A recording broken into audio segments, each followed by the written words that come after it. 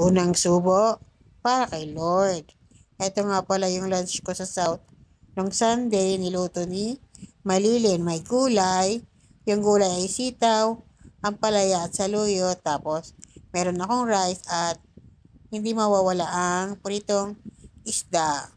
Yan yung niluto niya kasi alam niyang paborito ko yan. Pero ang masarap talaga magluto ng ganyang gulay ay si Papa. Ay siya tuloy ko na aking pagkain.